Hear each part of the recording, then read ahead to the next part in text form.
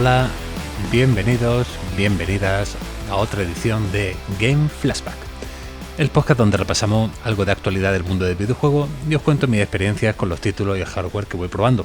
Aquí José Antonio García, alias TechCrowd en redes sociales, y hoy os traigo un programa bastante especial porque no sé si mucho lo sabéis, pero se hacen 30 años de que se lanzó la Sega Saturn en Europa. Vale que estamos con una actualidad bastante interesante en este momento, con todo lo que concierne a la Switch 2, con el retraso de Grand Theft Auto 6, que es quizás lo que más se está comentando estos días. Pero yo voy a volver al pasado, yo voy a volver a la Sega Saturn, voy a hacer un pequeño homenaje a esta consola porque justo hace poco he jugado un juego mítico de esta máquina, el Deep Fear, y aprovechando el análisis pues voy a hacer una pequeña retrospectiva de esta consola. Así que vamos a viajar a los 90 para analizar por qué fracasó esta consola. Es decir, no voy a hacer una retrospectiva entera de la consola, sino más bien por qué no funcionó, por qué esta consola terminó hundiéndose frente a PlayStation y Nintendo 64. Ya sé que prometí volver el pasado jueves, pero no pude. Entre el puente, el trabajo y lo demás me ha sido imposible. Pero mira, el lunes estoy 5 de mayo grabando este programa. Así que poneos cómodos porque comenzamos.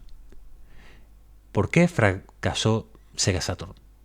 A ver, la Sega Saturn prometía ser la sucesora triunfal de Mega Drive. Era un hardware bastante potente para su época. Parece ser que Sega lo que quería era adaptar su catálogo arcade a esta máquina, que se vaticinaba impresionante, y Sega quería aprovechar la inercia, el gran momento que vivía después del éxito de su consola de 16 bits, pero hubo bastantes factores que terminaron por hundir el proyecto.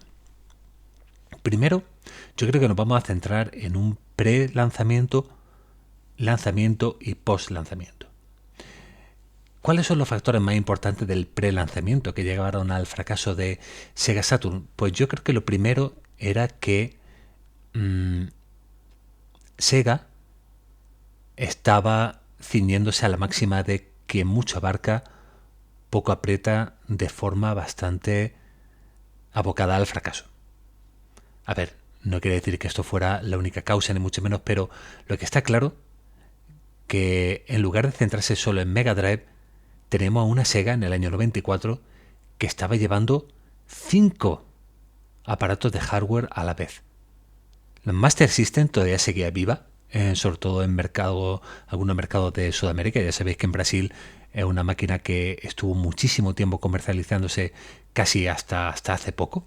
Ha sido un auténtico fenómeno la Master System allí. Es decir, tenían la Master System, por supuesto la Mega Drive, que era su consola principal. Game Gear todavía estaba viva en aquella época. Mega CD, que era como, bueno, un accesorio, pero no dejaba de ser un hardware aparte al que tenían que nutrir de juego. Y también acababan de lanzar Mega Drive 32X, que era otro hardware más, otra expansión de la Mega Drive, que todos sabéis que terminó también fracasando porque era un diseño nefasto y con una muy mala planificación. Entonces Sega en ese momento estaba teniendo que apoyar 5 consolas en el mercado y aún así se tenían que preparar para sacar una sexta y no quedarse atrás en el mercado. También dentro de lo que es el pre-lanzamiento de esta consola, yo creo que tuvo mucho que ver las tensiones que había entre Sega Japón y Sega USA, Sega en Estados Unidos, que hacían que la comunicación no fuera del todo fluida. Lo que quería una parte de la compañía no lo quería otra, y viceversa. Vale que Sega es una compañía de origen japonés pero fundada con un americano, o sea que siempre ha tenido, digamos, esa mezcla entre lo japonés y lo americano, salvo ahora que es puramente japonesa, pero en su origen durante mucho tiempo era una empresa a caballo entre Estados Unidos y Japón, y en este momento también lo era, pero parece ser que las dos partes no se entendían bien y ahí hubo bastantes problemas. Así que yo creo que en estos problemas pre-lanzamiento fueron un caldo de cultivo tremendo para que esta consola no terminase de calar. Pero bueno, luego viene también el segundo bloque de por qué fracasó esta consola, y sería en el lanzamiento, la consola en sí. ¿Qué pasó durante el lanzamiento y qué características tenía esta consola para fracasar? Lo primero que llamaba la atención parece ser en una arquitectura complicada. La Saturn tenía un diseño extremadamente complejo para la época. Tenía 2 CPUs, varios procesadores de apoyo y hacía muy difícil programar para ella, sobre todo para estudios occidentales que se estaban acostumbrando en ese momento a la arquitectura más simple del PC, y parece ser que fue un choque encontrarse este hardware tan difícil. Parece ser que declaraciones de la época, cuando salió Saturn, decían que era un batiburrillo, que abrir la Saturn era un auténtico galimatías. Mientras que otras consolas como PlayStation tienen una arquitectura muchísimo más sencilla y muchísimo más fácil de programar. Y esto es un factor fundamental. ¿Por qué tenía esa arquitectura tan difícil? Pues bueno, porque Saturn sobre todo iba a estar pensada para sprites en 2D. Iba a ser una sucesora más directa de la Genesis, de la Mega Drive. Iba a ser simplemente una mejoría en todos los sentidos, pero digamos con una arquitectura parecida, muy orientada al 2D. Y en ese aspecto era una auténtica bestia la Sega Saturn. Pero al ver el éxito que tenían las 3D en este momento, sobre todo cómo amenazaba PlayStation en el horizonte, lo que se estaba viendo en PC, algunos experimentos de arcade, Sega se dio cuenta de que tenía que también entrar en el mundo poligonal, no podía quedarse en el 2D. Así que se forzó como una reestructuración de la consola, que parece ser un poquito tardía, lo que llevó a este cambio de hardware en el último momento para incluir estas capacidades 3D, y se hizo de una forma un poquito improvisada y torpe. De ahí que la estructura y la arquitectura de la consola fuera tan compleja y tan difícil de programar, y parecía que estaba todo hecho a parches, según los programadores de la época y los ingenieros de la época. Pero bueno, esto en cuanto a la arquitectura de la consola. Luego tuvo un lanzamiento un tanto desastroso. En Estados Unidos Sega adelantó el lanzamiento de Saturn por varios meses sin avisar a la mayoría de los desarrolladores, y además tampoco avisó bien a los distribuidores. Parece ser que solo había unas pocas tiendas que tenían consola, con muy poco juego disponible, la comunicación no fue la adecuada, así que por un lado la disponibilidad no era muy buena, y por otro lado Sega también enfadó a grandes cadenas comerciales a las que no les sirvió su producto, y esto hizo que ya la consola empezara con mal pie de primera, sobre todo por este fallo de comunicación y de marketing tan tremendo que nadie se podía explicar viniendo de Sega. Pero parece ser que otra vez más Sega Japón aquí presionó muchísimo para lanzar la consola de forma un tanto precipitada, parece ser. Luego, el precio elevado. Muchos, imagino que conoceréis la historia. Saturn salió a un precio de $399, mientras que PlayStation al final costaba $299, lo cual fue un golpe durísimo para el marketing y las ventas de la consola, de lo que Saturn parece ser que nunca se llegó a recordar, a recuperar. Todos recordaréis la famosa intervención de Steve Race en el E3 de 1994, cuando anunció, que su discurso fue $299. Eso fue todo el discurso de Steve Race en el E3 de 94, que era en ese momento el presidente de marketing y comunicación de PlayStation. Así que eso fue un durísimo golpe. Cuando este señor de PlayStation salió al estrado y dijo $299, cuando todos sabían que la Saturn iba a costar $399, es decir, 100 euros más barata, yo creo que de este golpe Sega ya nunca se pudo recuperar. Y luego también, aparte de este problema con el precio que tuvo, el marketing también fue confuso.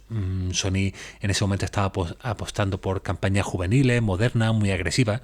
Es decir, que recogió un poquito el estilo de Sega de principios de los 90. Parece ser que Sega justo en esta época cambió de publicista y demás, y estaba con un marketing un poquito errático, aparte de que no había mucho juego, no sabían bien cómo vender la consola, y todo esto fue al final un caldo de cultivo para el fracaso. Y luego, claro, también tuvo un catálogo muy desigual. fuera de Japón. En Japón tuvo mucho éxito con muchos RPG, juegos de lucha en 2D, pero en Occidente muchos de estos juegos no llegaron. Los juegos en 2D no estaban interesando tanto en este momento, así que pues corrió la voz de que la consola tenía un catálogo flojo y esto por supuesto también fue la puntilla. Y luego pasando al tercer bloque de por qué fracasó la consola, podemos decir que en el post lanzamiento, después de este problema previos que tiene Sega, el lanzamiento tan malo que tuvo, parece ser que después el apoyo de Sega a la consola y sobre todo en Occidente no fue el adecuado. Tom Kalinske, que fue el gran héroe de la Genesis, parece ser que en este momento ya estaba cansado, en este momento estaba ya un poquito harto de estar en Sega, estaba desmotivado, el proyecto Saturn no le convencía, así que básicamente lo que hizo fue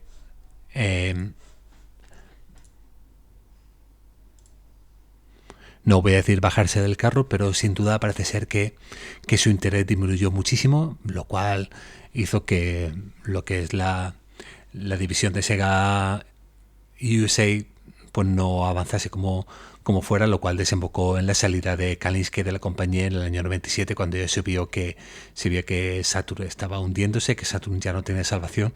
Antes de que se lanzara Dreamcast y demás, pues Kalinske se fue, lo cual confirmaba el absoluto fracaso de esta consola, que muchos recordarán con cariño y amor, pero que Sega no orientó claramente como debía haber orientado. Todo tiene su explicación. Si investigamos la historia, quizá todos podemos decir que era injusto que una consola como Saturn fracasara, o Dreamcast, pero tuvo sus motivos, tanto por la propia consola en sí, como el diseño, como el marketing, la lucha entre divisiones de la propia compañía. Al final todo tiene su explicación y Saturn pues fracasó por todo lo que he comentado antes. Una situación pre-lanzamiento confusa en Sega, un lanzamiento desastroso y un post-lanzamiento con poco apoyo y poca comunicación entre las propias secciones de Sega, que al final pues terminó llevando esta consola al fracaso y bueno, simplemente pues quedará en nuestro recuerdo, como otras consolas que he analizado en este programa. Pero bueno, yo le tengo cariño. Yo en su época Saturn solamente la probé en casa de un amigo. Yo nunca la tuve, pero con el tiempo he ido descubriendo su catálogo. Como no, yo que soy un gran amante del retro, ya lo sabéis, pues he ido probando diferentes juegos. Aquí y allí he ido picoteando y por supuesto tuvo un catálogo a reivindicar. Tuvo alguna obra maestra, tuvo algunos juegos maravillosos y desgraciadamente Deep Fear, el que voy a analizar ahora, no lo es. Así que, sin enrollarme mucho más, hago una pequeña pausa musical y vamos con el análisis de Deep Fear y de por qué digo que no es santo de mi devoción.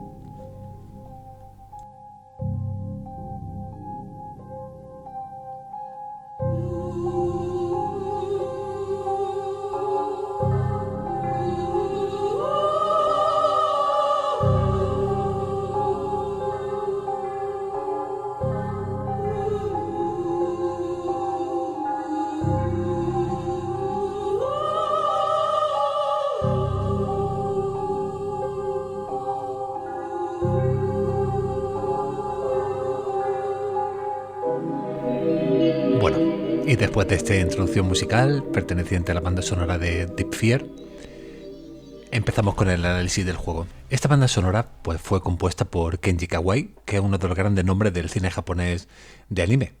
Hizo la banda sonora, por ejemplo, de Ghost in the Shell, Bad Labor y otros grandes títulos del anime japonés. Y este señor en Deep Fear apostó por atmósfera ambiental muy cargada, sonidos de baja frecuencia, ritmo opresivo, reforzando la sensación de claustrofobia que nos quiere transmitir la ambientación del juego. Los momentos de tensión se subrayan con golpes de sonido repentinos y melodías pues, que son más bien discretas, no en tanto calidad, sino en cuanto a su preponderancia, pues siempre buscando el miedo, pues que este miedo provenga más del ambiente que de la música en sí, que no es especialmente estridente ni nada parecido. O sea, no estamos hablando de un Silent Hill, es más bien una música que podría recordar algo a los primeros Resident Evil sin ser tan, no sé, tan memorable en cualquier caso, pese a que el compositor es bastante prestigioso. Bueno, en cuanto pasando a la información del juego, fue desarrollado por Sega M7, que más tarde se convertiría en Overworks. Se editó por Sega y pertenece al género de survival horror. Apareció en 1998 y solo en Japón y en Europa. Y es un juego para un jugador, como hemos dicho, un survival horror. Yo no guardo muchos recuerdos de cuando este juego fue presentado. Recuerdo haber visto alguna reseña en alguna revista especializada, pero poco más. No, nunca lo vi en directo, nunca lo jugué en su momento. Así que pues para mí pasó bastante desapercibido, aparte de esos pequeños reviews que pude leer en su día. Pasando a, al desarrollo del juego, este juego fue desarrollado en un momento que ya era crítico para Sega Saturn, cuando ya se sabía que la consola estaba muriendo fuera de Japón. En Japón todavía se estaba vendiendo bien, pero en Europa y Estados Unidos estaba fracasando. Y aún así Sega encargó a Sega M7, que era uno de sus estudios estrella, la realización de este juego, que se inspiraba claramente en Resident Evil, aunque bueno, intentando añadir alguna mecánica diferenciadora. El juego está ambientado en una estación submarina y mete los elementos famosos de gestión de oxígeno. Cada zona tiene su suministro limitado y disparar armas, tener enemigos en la sala, pues todo eso consume bastante oxígeno. Es decir, mete esta temática del oxígeno como algo diferenciador para el título.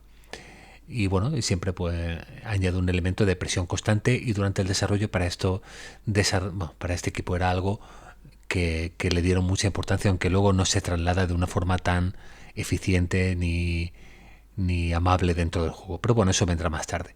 Como anécdota del desarrollo, decir que el director, Rieko Kodama, estaba muy interesado en esta, sobre todo en esta ambientación de laboratorio submarina hipertecnológica, diferenciándose un poquito de lo que era la mansión del primer Resident Evil y lo que vimos también de la comisaría y demás de la segunda parte. Primero se planeó una versión para Dreamcast que ya estaba en el horizonte, pero al final Sega decidió lanzar este juego exclusivamente para Saturn, lo cual es una pena, ya que podría haberse potenciado la apertura del juego quizá en una consola más potente, y también podría haber tenido una segunda vida pues de la que nunca disfrutó. Pasando a la premisa argumental, como he dicho antes, se ambienta en una estación submarina llamada Big Table, y tras un accidente pues hay una infección que transforma a los tripulantes, monstruos mutantes, y bueno, el protagonista se llama John Major y que debe encontrar superviviente y descubrir el origen del brote y escapar, y bueno, pues ya lo típico que os podéis imaginar de un argumento que no ofrece demasiada sorpresa. En cuanto a la narrativa, es una narrativa muy directa, funcional, tiene escenas de vídeo que no alcanzan una gran calidad, aunque bueno, cumplen su cometido, intentan ser algo espectacular, pero se quedan en algo más o menos justito. Lo que no ayuda para nada el doblaje, el inglés, que es bastante tosco, caricaturesco, aunque hay gente que en su que quizás le dice que le añade encanto a lo que es el juego, pero a mí me resulta bastante ridículo. Sobre todo hay un personaje que es claramente gay, y lo doblan de una forma para mí casi irrespetuosa. Yo creo que hoy día es inaceptable. Básicamente es un ridículo y no viene a cuento, y a mí bueno, no digo que me escandaliza, pero no me gusta nada, la verdad.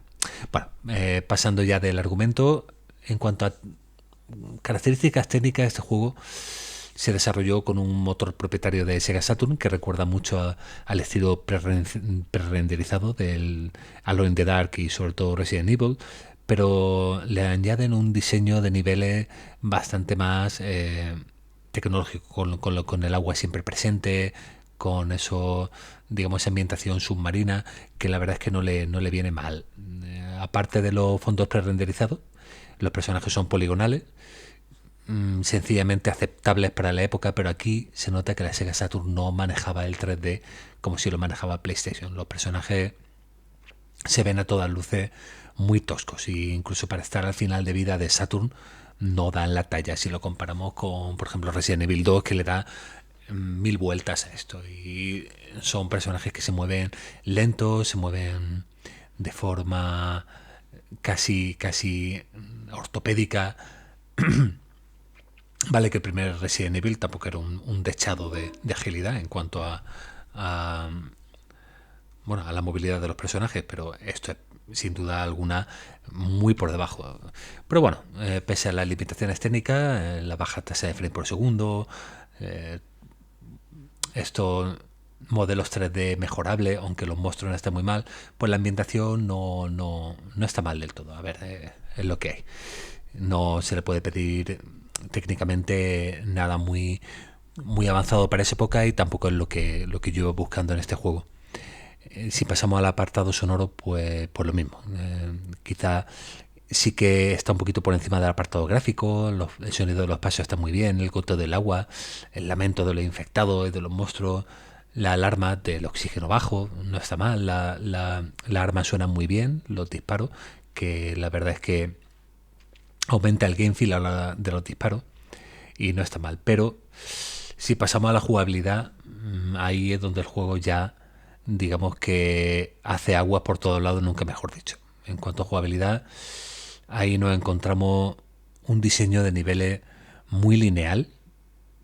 Son niveles muy amplios, muy grandes, pero poco laberínticos, con pocos atajos, y básicamente la mecánica del juego, los puzzles no son puzzles como tal, sino más bien objetos que encontrar que han de ser usados en otras partes del mapeado. Sería más bien una aventura gráfica en ese aspecto. En cuanto a puzzles, no esperéis encontrar puzzles como si había en Silent Hill o en Resident Evil o incluso en los Alone in the Dark.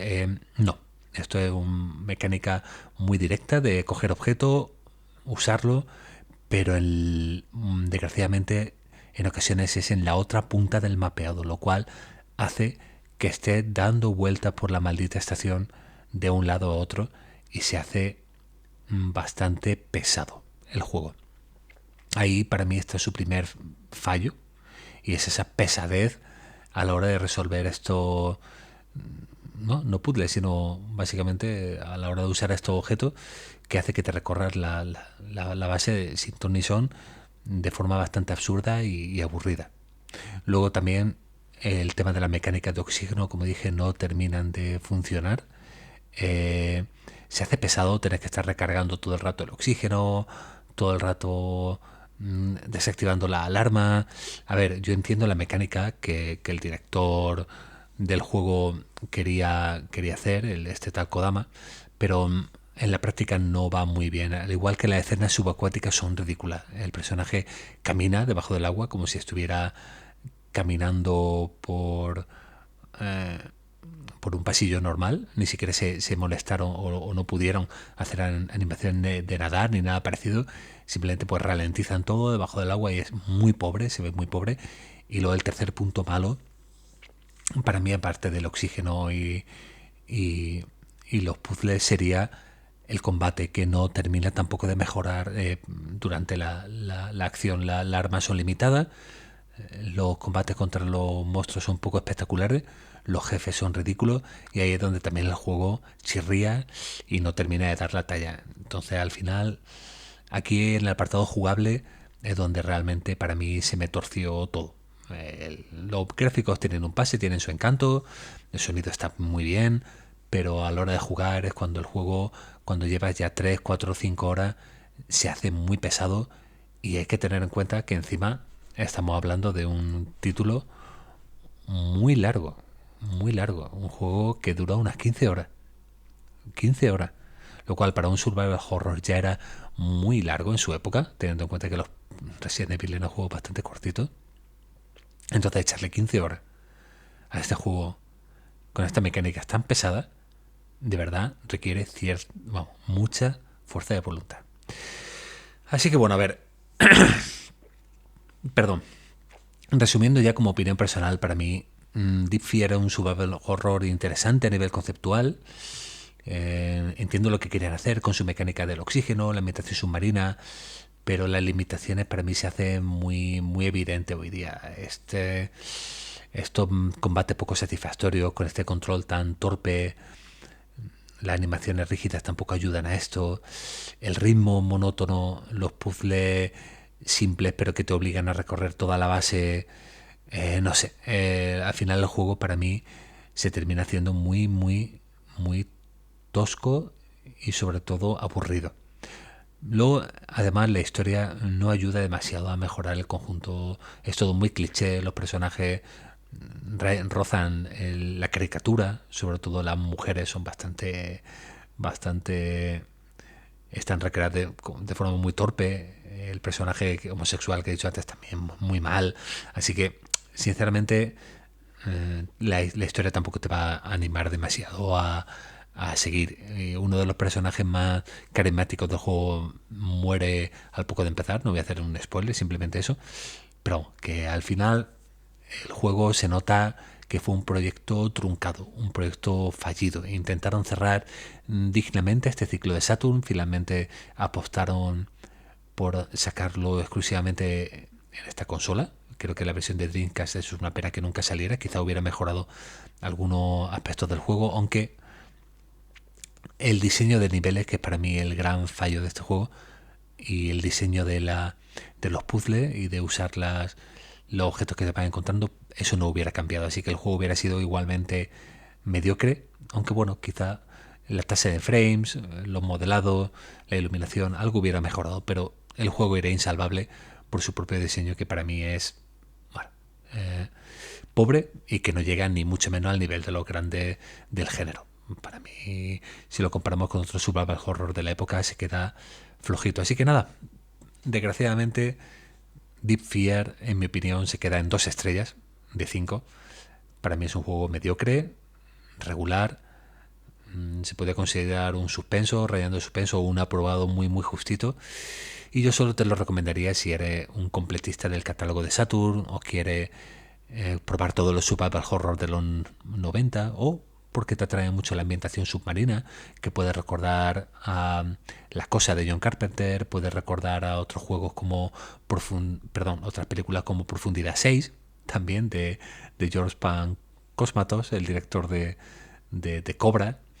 También puede recordar un poquito a Abyss, la gran película de James Cameron. Es decir, si puede apreciar esos homenajes cinematográficos que tiene este estilo survival horror clásico, quizás lo puedes disfrutar, pero para mí, más allá de las primeras horas de juego, más allá del primer CD, quizá no tiene demasiado interés, pese a ser fan de todas las obras que he nombrado antes, que son de mis favoritas del cine de los 80, sobre todo Abyss y La cosa.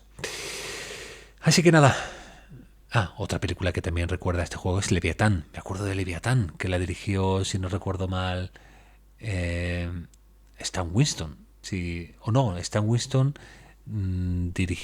Stan Winston fue el que diseñó la criatura de Leviatán, sin duda, y dirigida, lo estoy buscando en este momento, perdón que haga trampa, porque ahora no me puedo quedar con esta duda. No, perdón. Leviatán fue la que dirigió George Pan Cosmatos. Entonces, Profundidad 6, ¿qué la dirigió? Ya me acuerdo, Profundidad 6 la dirigió el director de... No lo estoy mirando, lo dirigió el director de Viernes 13, si no recuerdo mal. Exactamente. Sean S. Cunningham, claro. Sean S. Cunningham, el director de Profundidad 6, y George Pan Cosmatos, el director de Leviatán. Dos películas de serie B submarina de los años 80 con mucho encanto, las dos. Os las recomiendo si no lo habéis visto, y que podéis recordar a ese Deep Fear. Pero bueno, ya quitando referencias cinematográficas, que me voy por la rama. Espero que hayáis disfrutado de este análisis, de este repaso a Deep Fear, de este repaso a la Sega Saturn, de por qué fracasó y demás. Y ya está. hasta así, como siempre, pues me encantaría saber qué pensáis vosotros. Hacedme saber si tuvisteis una Saturn, si jugasteis a Deep Fear o lo habéis jugado más tarde, no sé. Podéis escribir lo que queráis, cualquier sugerencia, y por supuesto os invito a seguir el siguiente programa, y que si todo va bien saldrá publicado el jueves por la mañana. Así que nada, nos escuchamos y hasta la próxima.